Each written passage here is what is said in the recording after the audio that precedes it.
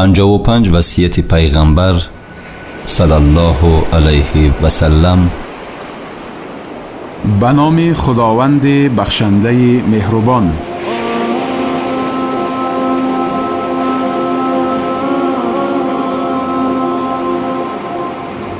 گر بر تن من زبان شود هر موی، یک شکری وی از هزار نتوانم کرد.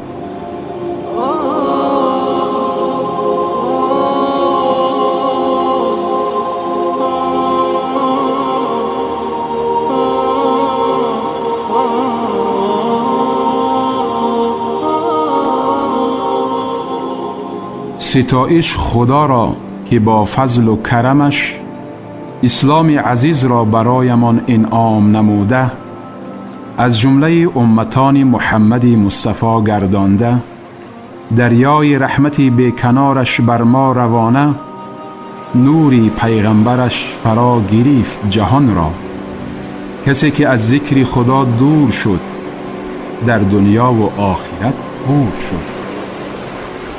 الله مهربان می‌فرماید: ومن أعرض عن ذكري فإن له معيشة ضنكا ونحشره يوم القيامة أعمى قال رب لم حشرتني أعمى وقد كنت بصيرا قال كذلك أتتك آياتنا فنسيتها وكذلك اليوم تنسى.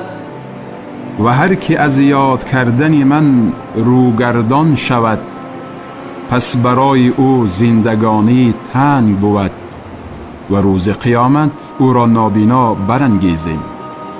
گوید: ای پروردگار من، چرا مرا نابینا برانگیختی و همانا من پیش از این بینا بودم؟ گوید: همچنین نشانه های ما به تو آمد، پس آنها را فراموش کردی و همچنین امروز تو فراموش کرده شوی. سوره طه آیت 124. درود و صلوات بی پایان بر جوهر عزت پیغمبر رحمت محمد امین و بر آل و اصحابش باد. هدف رسالت و پیام تمام پیغمبران خداوند دعوت به توحید و یکتاپرستی و نائل شدن بشریت به سعادت دنیا و آخرت را بوده است. مثل وصیت ابراهیم و یعقوب نیز همین بوده است. این مطلب را قرآن چنین بیان می نماید: ووصى بها إبراهيم بنيه ويعقوب يا بني إن الله اصطفى لكم الدين فلا تموتن إلا وأنتم مسلمون. ابراهیم پسرانش را و یعقوب نیز فرزندانش را به این کلمه وصیت کرده اند: ای فرزندان من، همانا خدا برای شما این دین را برگزیده است، پس از این جهان نمی روید مگر این که شما مسلمان شده باشید. سوره بقره آیت 132. این پیغمبران فرزندانشان را برای عمل نمودن بر کتاب و سنت و دور بودن از شرک و بدعت وصیت نموده اند. خداوند مهربان ضمن سوره لقمان انسان را برای نیکی نمودن به پدر و مادر وصیت می نماید: ووصينا الإنسان بوالديه حملته أمه وهنا على وهن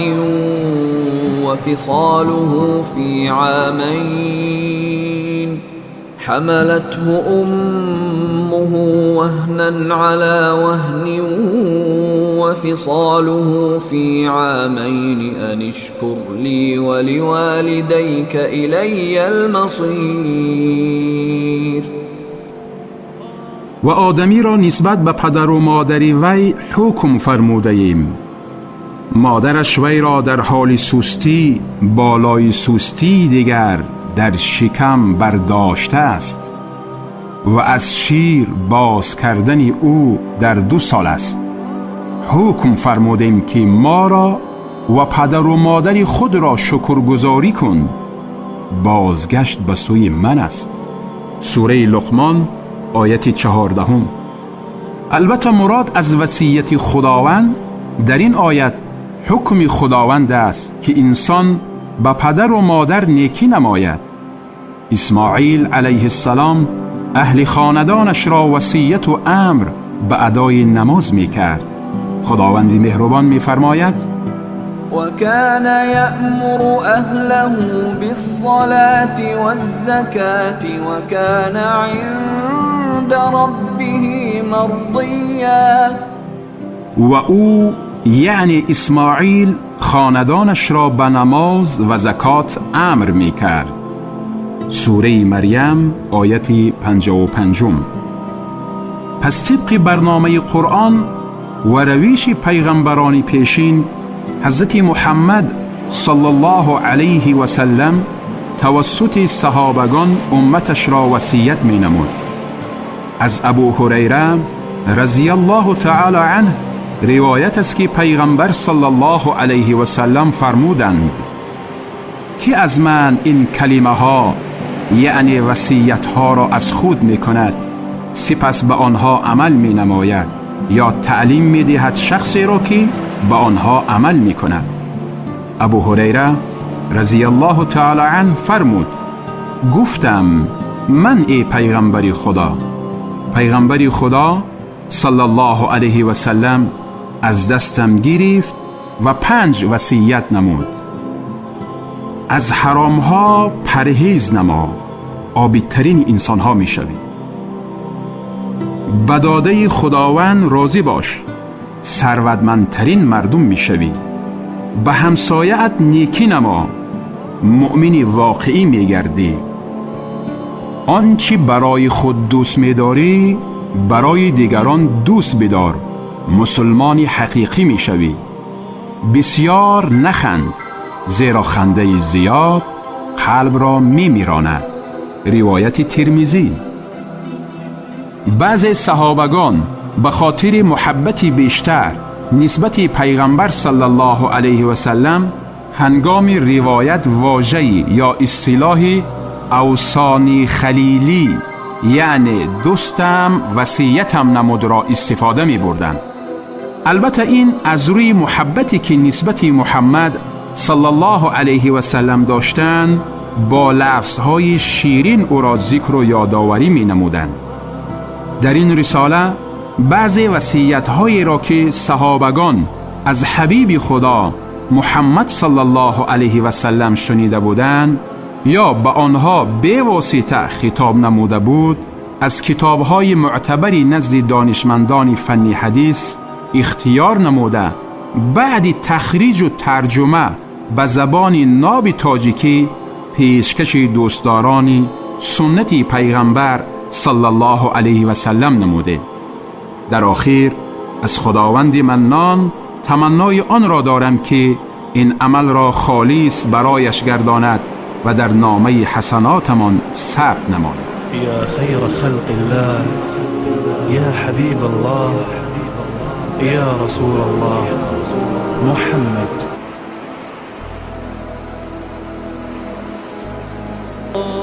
وصیت اول: فضیلت لفظ لا اله الا الله. از ابو هریره رضی الله تعالی عنه روایت است گفتم ای پیغمبر خدا، روز قیامت به شفاعت شما کی موفق تر است؟ پیغمبر صلی الله علیه و سلم فرمود ای ابو هریره، هنگامی که تو را بر علم حریص و با محبت دیدم، من یقین داشتم که هیچ کس پیش از تو این حدیث را از من نمی پرسد. موفق ترین مردم به شفاعت من روز قیامت کسی است که خالص و صادقانه از قلبش گوید نیست معبود بر حق مگر الله در این مورد نیز فرموده است. از عباده پسر صامت رضی الله تعالی عنه روایت است که پیغمبر صلی الله علیه و سلم فرموده است: شخص شهادت دهد بر این که نیست معبود بر حق مگر الله یگانه، او را شریک نیست، و این که محمد بنده او و رسول اوست و عیسی بنده خدا و رسول اوست، کلمه اوست که بر مریم القا نمود و روح از جانب اوست، جنت حق است، دوزخ حق است، خداوند داخل جنت می نماید بر اساس اندازه عمل. حبازه افزوده است: از کدام 8 در جنت که خواهد. روایت بخاری. در روایت مسلم و ترمذی آمده است: از پیغمبر صلی الله علیه و سلم شنیدم که فرمود: شخص شهادتی دهد بر این که نیست معبود بر حق مگر الله و محمد رسول خداست، خداوند دوزخ را بر او حرام می‌گرداند، یعنی داخل دوزخ نمی‌شود. وصیت دوم، وصیت عمومی در توحید. از عبدالله پسر عباس رضی الله تعالی عنهما روایت است که روز از پشت پیغمبر صلی الله علیه و سلم بودم و گفت: ای پسر، من چند کلمه را به تو تعلیم می دهم. خدا را حفظ نما، یعنی امرش را اطاعت نما، او تو را حفظ می نماید. خدا را حفظ نما، یعنی در حالت مشکلاتت او را در پیشت می بینی. هرگاه پرسیدی پس از خدا پرس، چون کمک خواستی از خدا بخواه. بدان اگر مردم جمع شوند بر این که ضرر به تو رسانند، ضرر رسانده نمی توانند مگر آن چیزی که خداوند بر تو یعنی در مقدرات نوشته باشد. قلمها یعنی تقدیر نویسنده برداشته شده اند و صحیفه ها یعنی تقدیر نوشته شده خشک شده است. روایت ترمذی. در روایت دیگری آمده است: خدا را حفظ نما، او را در پیشت در میابی. در حال آرامیت خدا را یاد نما، وقتی وزنینیت کمکت می نماید. در روایت دیگری آمده است: خدا را حفظ نما، او را در پیشت در میابی. در حال امانیت خدا را یاد نما، وقتی وزنینیت کمکت می نماید. بدان آن مشکلی که رسیده است تو را برای مصیبتت نیست و آن چیزی که رسیده است تو را برای مشکلاتت نیست. بدان که پیروزی همراه صبر است و خرسندی با غم است و با هر دشواری آسانی می باشد.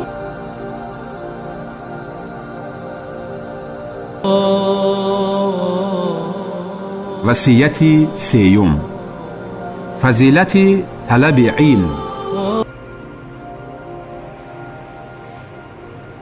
از قبیسه پسر مخارق رضی الله تعالی عنه روایت است که نزد پیغمبر صلی الله علیه و سلم آمدم و گفت: ای قبیسه، برای چی آمدی؟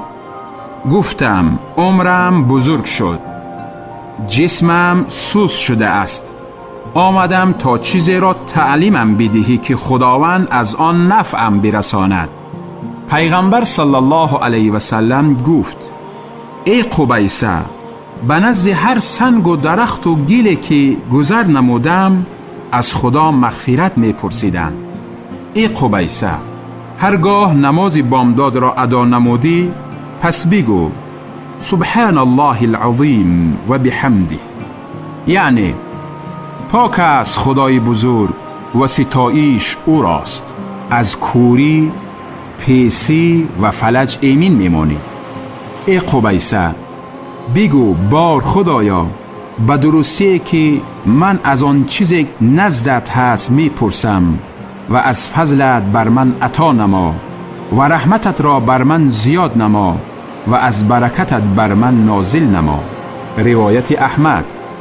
این وصیت شریف دلالت بر فضیلت طلب علم می نماید و در حدیث ابودردا آمده است که می گوید از پیغمبر صلی الله علیه و سلم شنیدم که می گفت شخص راهی را برای طلب علم بپیماید خداوند راهش را به سوی جنت آسان می گرداند.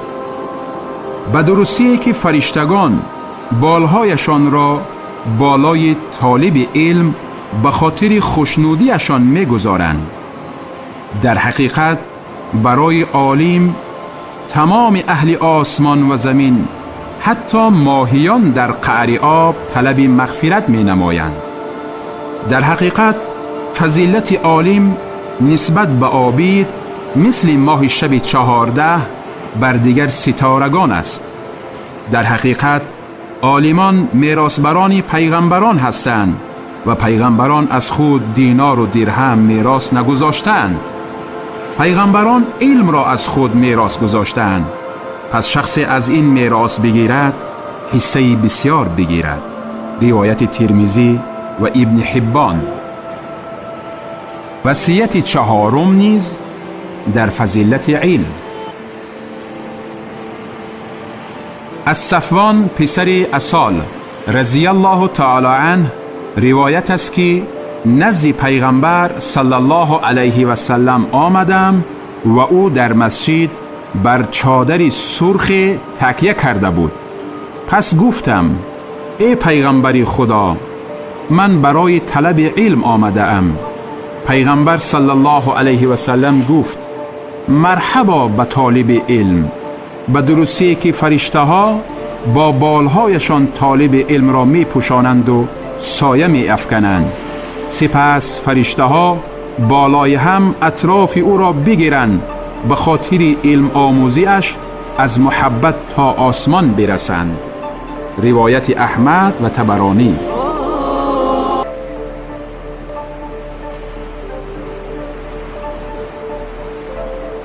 وصیت پنجم.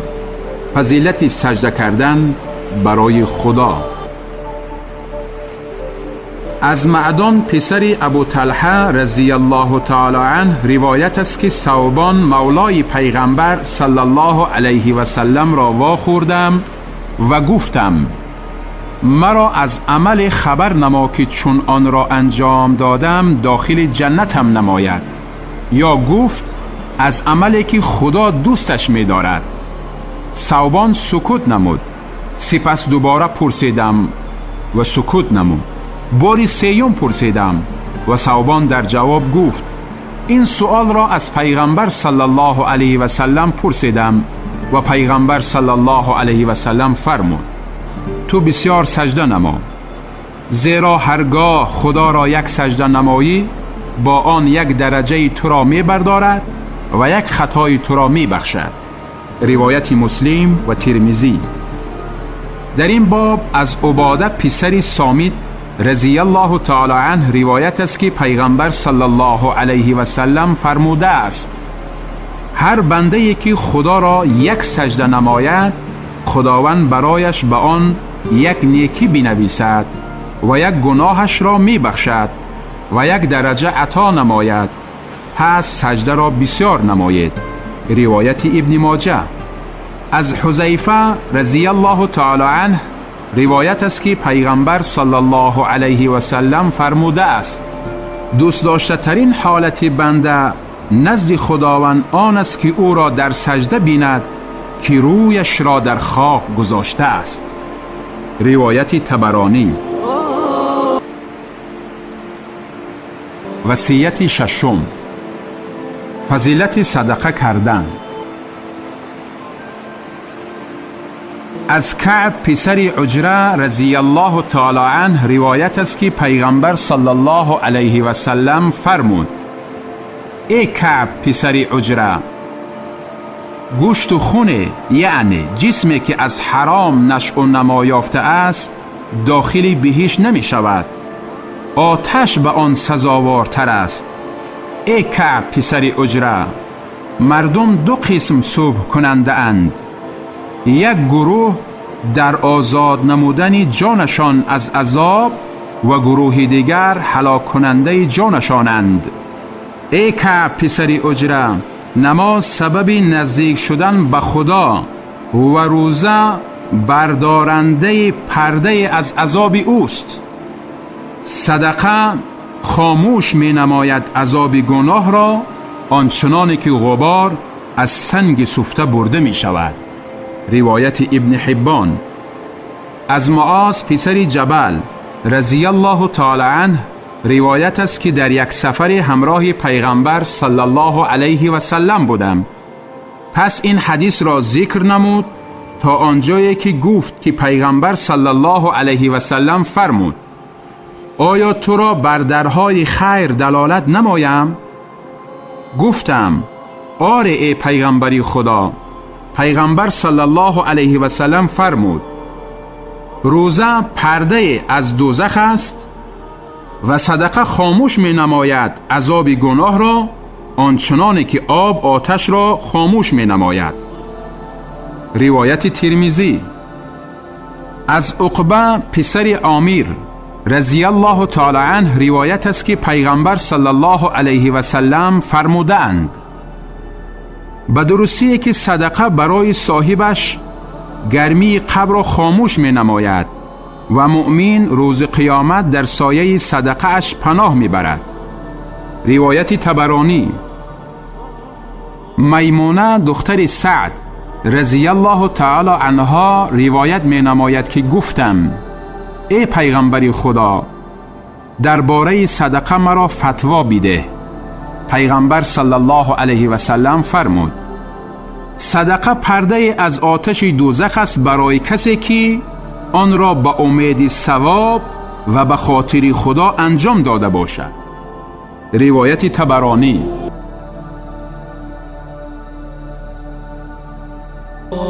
وصیت هفتم: فضیلت نماز ضحی و 3 روز روزه داشتن از هر ماه. ابو هریره رضی الله تعالی عنه روایت می نماید که دوستم محمد صلی الله علیه و سلم مرا وصیت نمود برای روزه داشتن 3 روز از هر ماه و ادا نمودن نماز چاشت و نماز ویتر پیش از خواب. روایت بخاری و مسلم.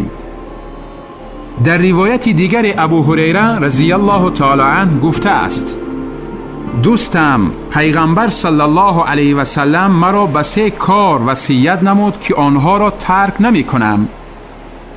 تا نماز ویتر را نگذارم خواب نمی نمایم. 2 رکعت نماز چاش را ترک نمی کنم، زیرا آن نماز اوابین است و هر ماه 3 روز روزه می گیرم. روایت ابن خزیمه. عبدالله پسر عمرو رضی الله تعالی عنهما روایت می نماید که پیغمبر صلی الله علیه و سلم فرمودند: 3 روز روزه داشتن از هر ماه ثواب 1 سال را دارد. از ابوذر رضی الله تعالی عنه روایت است که پیغمبر صلی الله علیه و سلم فرمودند: بر هر پیوند استخوان شما صدقه است، پس تمام تسبیح گفتن صدقه است، تمام حمد گفتن صدقه است، همه تهلیل گفتن صدقه است، تمام تکبیر گفتن صدقه است، امر به معروف نمودن صدقه است، نهی از منکر صدقه است و 2 رکعت نماز چاشت از این شماریده می شود. روایت مسلم. از عبدالله پسر عمر رضی الله تعالی عنهما روایت است که مرد از روزه داشتن پرسید. پیغمبر صلی الله علیه و سلم فرمود: تو روزهای سفید را اختیار نما. 3 روز از هر ماه، 13، 14 و 15 هر ماه، یعنی ماه‌های هجری قمری. وصیت هشتم: آداب طعام خوردن. از جابر پسر عبدالله انصاری رضی الله تعالی عنهما روایت است که از پیغمبر صلی الله علیه و سلم شنیدم که می گفت هرگاه شخص داخل خانه اش بشود و خدا را یاد کند و هنگام طعام خوردنش نیز خدا را ذکر نماید، شیطان به دوستانش می گوید در اینجا برای شما جای خواب و طعام نیست. اما هر وقت شخص به خانه اش درآید و خدا را یاد نکند، شیطان به دوستانش می گوید جای خواب را دریافته. و چون هنگام طعام خوردنش خدا را یاد نکند، شیطان می گوید جای خواب و خوراک بیگاهی را پیدا نمودید. روایت مسلم.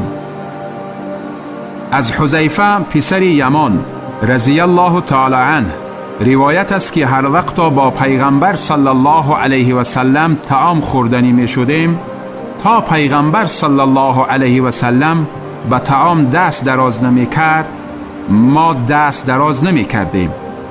بار همراه پیغمبر صلی الله علیه و سلم بودیم که برایمان طعام آوردند.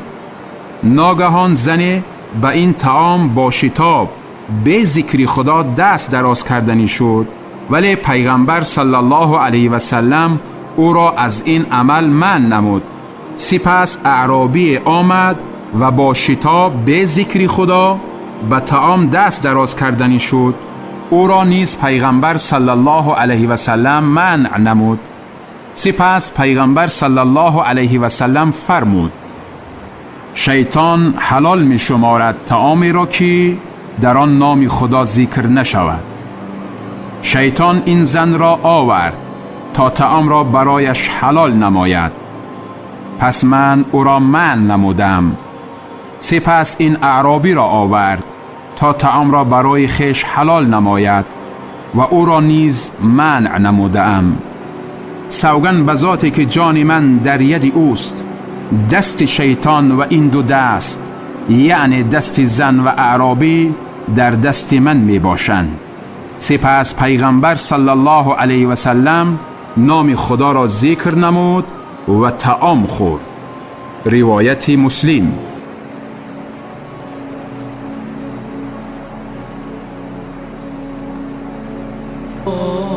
وصیت نهم: از خداوند عفو و عافیت را بپرسید. از عباس رضی الله تعالی عنه روایت است که پیغمبر صلی الله علیه و سلم فرمودند ای عباس، ای امکی پیغمبری خدا، از خدا عفو و عافیت را در دنیا و آخرت طلب نما. روایت احمد و ترمذی. از عباس رضی الله تعالی عنه روایت است که گفتم ای پیغمبری خدا، مرا چیز تعلیم بده که از خدای عزوجل بپرسم. پیغمبر صلی الله علیه و سلم فرمود از خداوند عافیت را بپرس. چند روز ایستادم و دوباره از پیغمبر صلی الله علیه و سلم پرسیدم. پیغمبر صلی الله علیه و سلم فرمود ای عباس، ای امکی پیغمبری خدا، از خدا عفو و عافیت را در دنیا و آخرت طلب نما.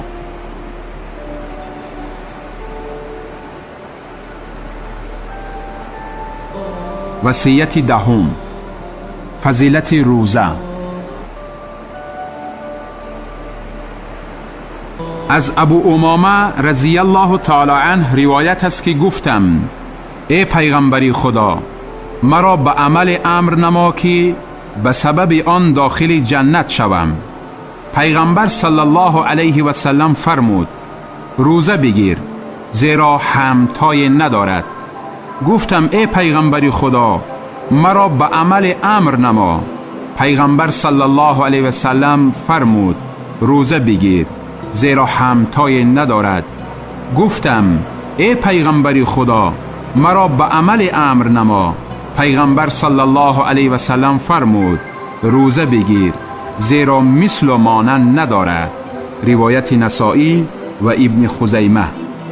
در روایت نسائی آمده است که ابو امامه رضی الله تعالی عنه می گوید نزد پیغمبر صلی الله علیه و سلم رفتم و گفتم ای پیغمبری خدا، مرا به انجام کار امر نما که خداوند نفعم رساند. پیغمبر صلی الله علیه و سلم فرمود روزه بگیر، زیرا مثل نداره. از ابو سعید رضی الله تعالی عنه روایت است که پیغمبر صلی الله علیه و سلم فرمودند هر بنده که یک روز در راه خدا روزه دارد، به سبب این چهره اش را از آتش دوزخ 70 تیرماه یعنی دور می‌گرداند. روایت بخاری و مسلم. وصیت 11: به خدا شرک نآوردن. از عباده پسر صامت رضی الله تعالی عنه روایت است که دوستم پیغمبر خدا صلی الله علیه و سلم من را 7 وصیت نمود. پس گفت با خداوند شریک قرار نده، اگر چندی که بریده یا سوزانده و یا آویخته شوید. نماز را قصداً ترک نکنید، پس کسی نماز را قصداً ترک کند از ملت اسلام برآمده است. گناه را انجام ندهید که آن غضب خدا است. می را ننوشید که سرچشمه همه گناهان است و از مرگ نگریزید اگر چند در آن باشید.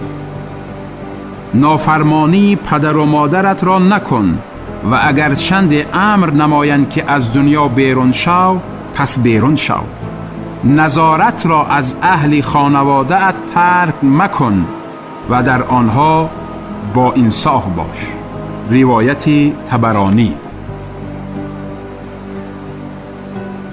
وصیت 12: ارکان اسلام.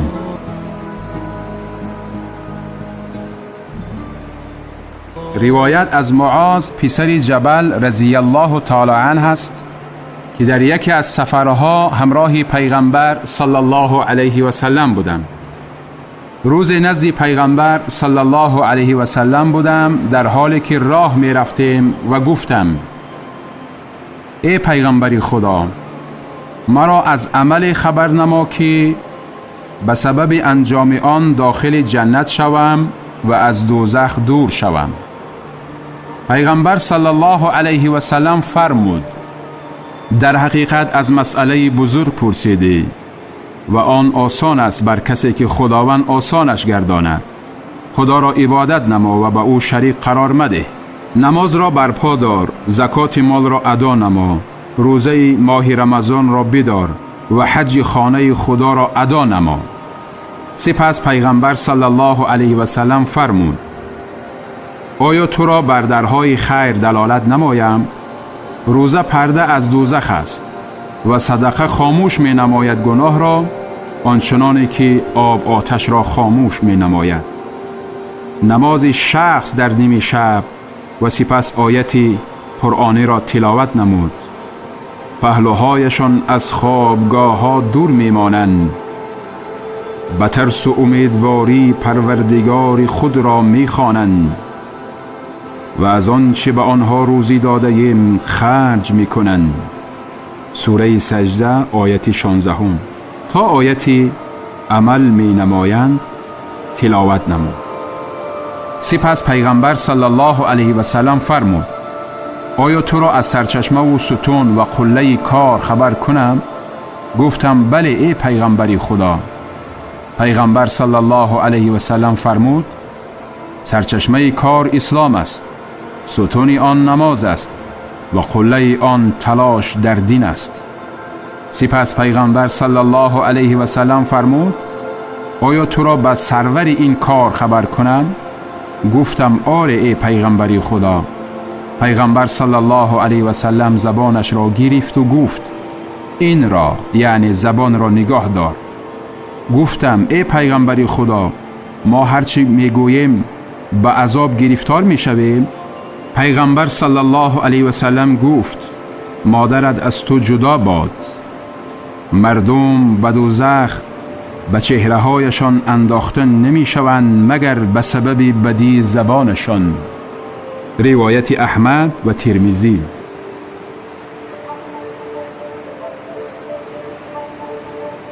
وصیت 13. نیکی در حق پدر و مادر. از ابو هریره رضی الله تعالی عنه روایت است که مرد نزد پیغمبر صلی الله علیه و سلم آمد و گفت: ای پیغمبر خدا، کدام انسان سزاوارتر است که نیک با او مناسبت نمایم؟ پیغمبر صلی الله علیه و سلم فرمود: مادرت. گفت: بعد از آن کی؟ پیغمبر صلی الله علیه و سلم فرمود: بعد از آن مادرت. گفت: بعد از آن کی؟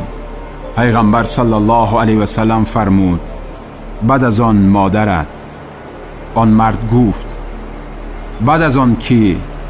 پیغمبر صلی الله علیه و سلم فرمود: بعد از آن پدرت. روایت بخاری و مسلم.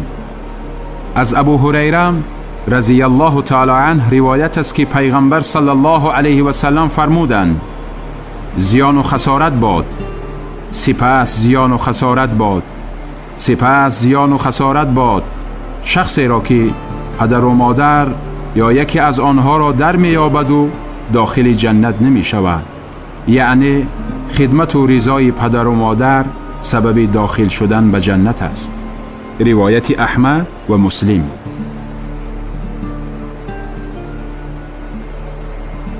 وصیت 14. نماز را بر دوام خواندن و نیکی به پدر و مادر نمودن. از امیمه رضی الله تعالی عنه روایت است که آب طهارت پیغمبر صلی الله علیه و سلم را می ریختم که مرد آمد و گفت: مرا وصیت نما. پیغمبر صلی الله علیه و سلم فرمود: به خداوند شریک قرار مده، اگر چند بریده و یا سوزانده شوی در آتش. پدر و مادرت را اطاعت نما، اگر چند امرت نمایند که از اهل و دنیایت بگذر پس درگذر. هرگیز می را ننوش، زیرا آن سرچشمه تمام گناهان است. هرگیز نماز را قصداً ترک نکن، زیرا کسی چنین کند به تحقیق از ذمه خدا و پیغمبر خدا دور شده است. روایت طبرانی. وصیت 15. ذکر بعد نماز. از انس پسر مالک رضی الله تعالی عنه روایت است که ام سلیم در خانه پیغمبر صلی الله علیه و سلم سبحانه نمود، سپس گفت: مرا کلمه های را تعلیم بده که بعد نمازم آنها را ذکر نمایم. پیغمبر صلی الله علیه و سلم فرمود: خدا را 10 مراتب تکبیر بگو، 10 مراتب تسبیح بگو، 10 مراتب حمد بگو، بعد از آن سلام بگو آن مقداری که میخواهی. میگوید: چی خوب، چی خوب. روایت احمد و ترمذی.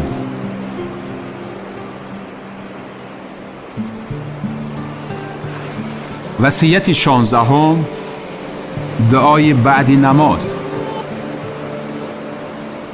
از معاذ پسر مالک رضی الله تعالی عنه روایت است که پیغمبر صلی الله علیه و سلم از دستم گرفت و گفت: ای معاذ، سوگند به خدا در حقیقت من تو را دوست می دارم. ای معاذ، تو را وصیت می نمایم که بعد هر نماز این دعا را هرگیز ترک نکن: پروردگارا، مرا برای ذکر و شکر و نیک عبادت نمودن کمک نما. روایت ابو داود و نسائی. وصیت 17. فضیلت ذکر.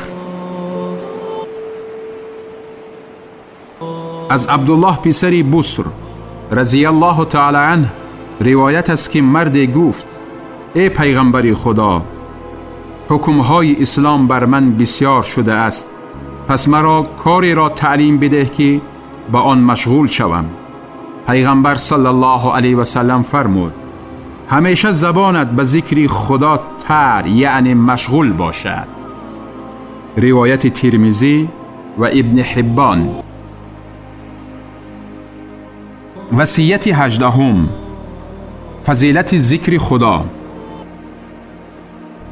از معاذ رضی الله تعالی عنه روایت است که مرد پیغمبر صلی الله علیه و سلم را پرسید کدام کوشش کننده ثواب بسیار دارد؟ پیغمبر صلی الله علیه و سلم فرمود آن کوشش کننده ای که ذکر خدا را بسیار نماید. سپس آن مرد گفت کدام صالحان ثواب بسیار دارند؟ پیغمبر صلی الله علیه و سلم فرمود آن صالحی که ذکر خدا را بسیار نماید. بعد آن مرد از نماز و زکات و از حج و صدقه پرسید. پیغمبر صلی الله علیه و سلم فرمود آن عملهایی که ذکر خدا در آن بیشتر باشد. سپس ابوبکر رضی الله تعالی عنه به عمر رضی الله تعالی عنه گفت ای ابو حفص تمام خیر را ذکر کنندگان گرفتند. پیغمبر صلی الله علیه و سلم فرمودند آره. روایت احمد و طبرانی.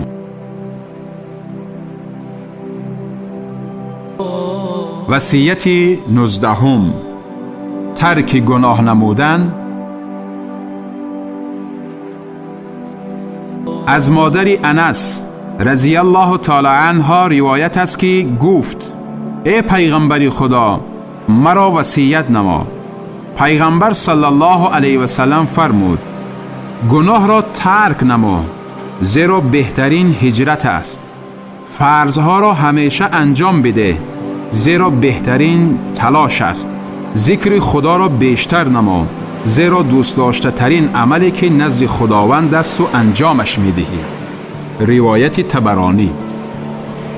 از ابو هریره رضی الله تعالی عنه روایت شده است که پیغمبر صلی الله علیه و سلم فرموده اند خداوند متعال می فرماید من برای بنده ام آنگونه هستم که او نسبت به من گمان می برد و من با او هستم آنگاه که مرا یاد می کند. اگر مرا در قلب خود یاد کند او را یاد می کنم و اگر مرا در میان جماعه یاد کند او را در میان جماعه بهتر از جماعت آنها یاد می کنم و اگر یک وجب به من نزدیک شود یک ذراع یعنی یک گز به او نزدیک می شوم و اگر یک ذراع به من نزدیک شود یک باع یعنی 4 ذراع به او نزدیک می شوم و اگر با راه رفتن یعنی آهسته به سوی من بیاید من با سرعت به سوی او می روم یعنی رحمتم را به او زیاد می گردانم. از معاویه رضی الله تعالی عنه روایت است که پیغمبر صلی الله علیه و سلم به نزد حلقه نشسته صحابگان برآمده گفت برای چی نشسته اید؟ گفتند برای ذکر و حمد گفتن خدا که ما را به اسلام هدایت نموده است نشسته ایم. پیغمبر صلی الله علیه و سلم فرمود آیا تنها برای خدا نشسته اید؟ گفتند سوگند به خدا تنها برای این نشسته ایم. پیغمبر صلی الله علیه و سلم فرمود اما من شما را سوگند یاد نمودنم برای آن نبود که باورتان نکنم ولی جبرئیل علیه السلام آمده خبرم نمود که خدای عز و جل در نزد فرشته ها از شما اظهار خوشنودی نمود. روایت مسلم و ترمذی.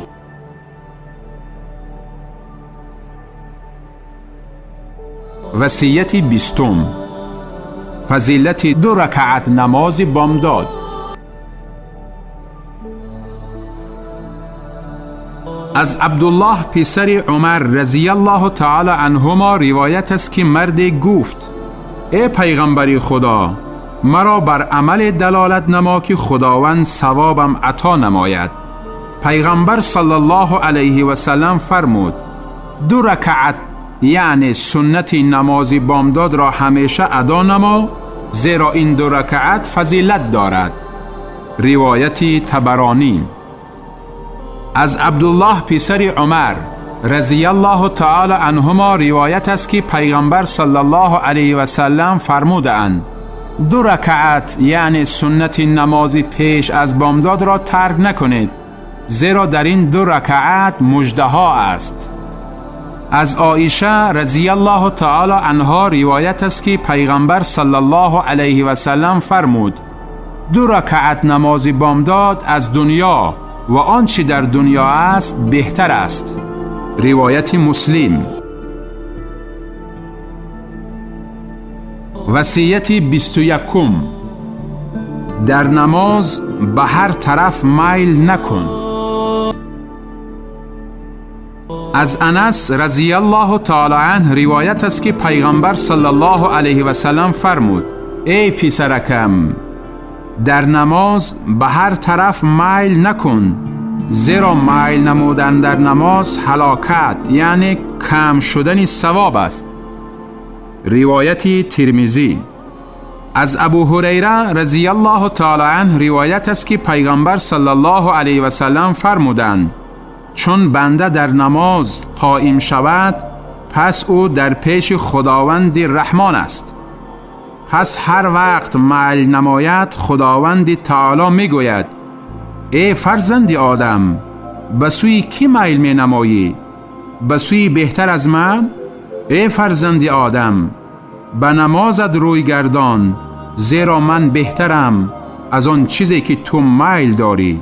روایت بزار.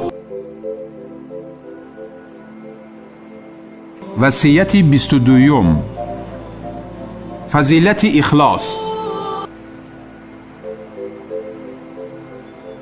از معاذ پسر جبل رضی الله تعالی عنه روایت است که هنگامی که پیغمبر صلی الله علیه و سلم مرا به یمن فرستادنی شد گفتم ای پیغمبر خدا، مرا وصیت نما. پیغمبر صلی الله علیه و سلم فرمود دینت را خالص نما، عملی کم هم تو را کفایت می نماید. روایت بیهقی. از ثوبان رضی الله تعالی عنه روایت است که از پیغمبر صلی الله علیه و سلم شنیدم که می گفت خوشا بر مخلصان، مخلصان چراغ‌های هدایتند، تمام تاریکی فتنه ها با آنها روشن می شود. روایت بیهقی. از ابو امامه رضی الله تعالی عنه روایت است که پیغمبر صلی الله علیه و سلم فرمود خداوند عزوجل تنها عمل را قبول می نماید که خالص و برای خاطر خدا باشد.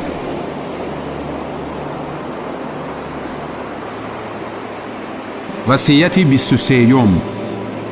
خداوند مشکلات را برطرف می نماید. از عبدالله پسر ابو عوف رضی الله تعالی عنه روایت است که پیغمبر صلی الله علیه و سلم فرمود شخص حاجت و مشکلی به خداوند و یا نزد بنده داشته باشد پس طهارت کامل نماید و 2 رکعت نماز بگزارد، سپس خدا را حمد گوید و به پیغمبر صلی الله علیه و سلم صلوات گوید و بگوید لا اله الا الله الحلیم الکریم، نیست معبود برحق مگر خدای حلیم و کریم، سبحان الله رب العرش العظیم، پاک است پروردگار عرش بزرگ، الحمد لله رب العالمین، ستایش پروردگار عالمیان را، اسألک موجبات رحمتک، سببهای سزاوار شدن رحمتت را می پرسم، و عزائم مغفرتک، آرزوی مغفرتت را می پرسم، والغنیمت من کل بر، از تمام نیکی غنیمت را می پرسم، والسلامت من کل اثم، سلامتی را از گناه می پرسم، لا تدع ذنبا الا غفرته، تمام گناه را ببخش، ولا هما الا فرجت، تمام غم را دور نما. ولا حاجة هي لك الرضا الا قضیت یا ارحم الراحمین، تمام حاجتی را که رضای تو در آن باشد روا بگردان ای با رحم ترینی رحم کنندگان. سپس حاجت دنیا و آخرتش را بپرسد، خداوند روا میگرداند. روایت ترمذی و ابن ماجه. وصیت 24، نماز استخاره. جابر پسر عبدالله رضی الله تعالی عنه روایت میکند که پیغمبر صلی الله علیه و سلم استخاره کردن در هر کار را مثل سوره از قرآن به ما تعلیم میداد. هرگاه کسی از شما کاری را انجام دادنی شود 2 رکعت نماز خوانده سپس این دعا را بخواند: اللهم انی استخیرک بعلمک و استقدرک بقدرتک و اسألک من فضلک العظیم، فإنك تقدر ولا أقدر وتعلم ولا أعلم وأنت علام الغيوب. اللهم إن كنت تعلم أن هذا الأمر خير لي في ديني ومعاشي وعاقبة أمري عاجله وآجله فاقدره لي ويسره لي ثم بارك لي فيه. وإن كنت تعلم أن هذا الأمر شر لي في ديني ومعاشي وعاقبة أمري عاجله وآجله فاصرفه عني واصرفني عنه واقدر لي الخير حيث كان ثم أرضني به. خدایا من به علم تو از تو طلب خیر می کنم و به قدرت تو از تو طلب قدرت می کنم و از تو می خواهم احسان بزرگت را. به درستی که تو توانایی و من ناتوانم و تو می دانی و من نمی دانم و تو کارهای پنهانی را می دانی. خدایا اگر می دانی که این کار برای من در دین و دنیایم و عاقبتم در حال حاضر و آینده خیر است، پس آن را برایم میسر نما و سپس در آن کار برایم برکت عطا نما. اگر می دانی که این کار در دین و دنیایم و عاقبتم در حال حاضر و آینده ام بد است، پس آن را از من و من را از آن باز دار. برایم هر گونه خیری که هست آن را میسر گردان و سپس به وسیله آن مرا راضی گردان. روایت بخاری و ترمذی. از سعد پسر ابو وقاص رضی الله تعالی عنه روایت است که پیغمبر صلی الله علیه و سلم فرمود: از نشانه خوشبختی فرزند آدم این است که خدای عزوجل را در کارهایش استخاره می نماید. روایت احمد و حاکم. وصیت 25، پرسیدن به نام خدا. از جابر رضی الله تعالی عنه روایت است که پیغمبر صلی الله علیه و سلم فرمودند: شخص به نام خدا پناه برد او را پناه ده، شخص به نام خدا پرسد او را عطا نما، شخص به نام خدا دعوت نماید دعوتش را بپذیر، شخص کاری نیک برایت انجام داد برایش کاری نیک انجام بده و اگر انجام داده نتوانید پس در حقش دعای خیر نمایید تا بداند که برایش نیکی نموده اید. روایت ابو داود و نسائی. وصیت 26، فضیلت سوره ام الکتاب.